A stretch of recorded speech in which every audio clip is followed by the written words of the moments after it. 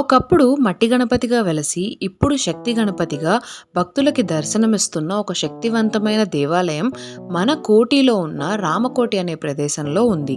ఇక్కడ విఘ్నేశ్వర స్వామి శక్తితో పాటు దర్శనమిస్తారు. అందుకే దీనికి శక్తి గణపతి అనే పేరు వచ్చింది. ఇక్కడ ఉన్న ఒకళ్ళని అడిగి గుడి గురించి తెలుసుకుందాం. మార్నింగ్ 4:30కి ఓపెన్ అవుతుంది, 12కి బంద్ అవుతుంది. ఎవ్రీడే అభిషేకం. మళ్ళీ సంకష్టి వస్తుంది, మంత్లీ ఒకసారి సంకట చతుర్థి వస్తుంది. మార్నింగ్ 4:30 to 1 వరకు ఉంటుంది, ఈవినింగ్ 4 to 11 వరకు ఉంటుంది. అభిషేకము హోమం చేస్తుంది. ఈ ఆలయానికి ఉన్న ఇంకొక ప్రత్యేకత ఏంటంటే రామకోటి రాసిన వారు ఆ పుస్తకాలని స్వామివారి దగ్గర పెట్టి తీసుకెళ్తారంట.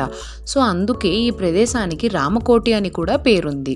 అండ్ మనం వెళ్ళిన రోజు ఆలయం యొక్క హుండీ కౌంటింగ్ అనేది జరుగుతుంది. సో చాలామంది ఎక్కడెక్కడి నుంచో వచ్చి అక్కడ ఉన్నారు. సో వాళ్ళతో నేను మాట్లాడినప్పుడు చాలా శక్తివంతమైన ఆలయం, మేము కోరుకున్న కోరికలు జరిగాయి, అందుకే ఇలాంటి సేవా కార్యక్రమాలకి వస్తుంటాము అని చెప్పారు.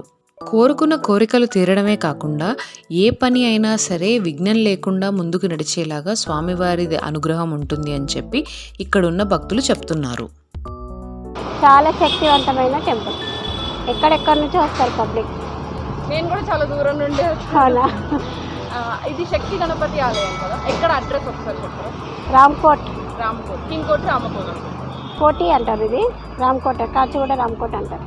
మీరు ఎప్పటి నుండి ఉంటున్నారు ఇక్కడ? రామ్కోట్ సార్ వస్తాం. మీరు ఎప్పటి నుండి ఉంటున్నారు? మేము 10 years అవుతుంది. 10 years. ఎలా నడుస్తుంది బిజినెస్? అంతా బాగానే ఉంది. ఏ పూజ చేసినా, ఏ పని మొదలు పెట్టాలన్నా, ఏ కార్యక్రమం చేయాలన్నా ముందుగా మనం నమస్కరించుకోవాల్సింది విఘ్నేశ్వరుడికి.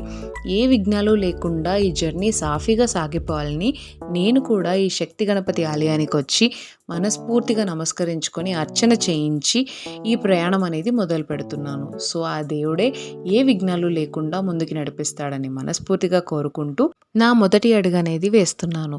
సో దానికి మీరు కూడా సపోర్ట్ చేస్తారని ఆశిస్తున్నాను.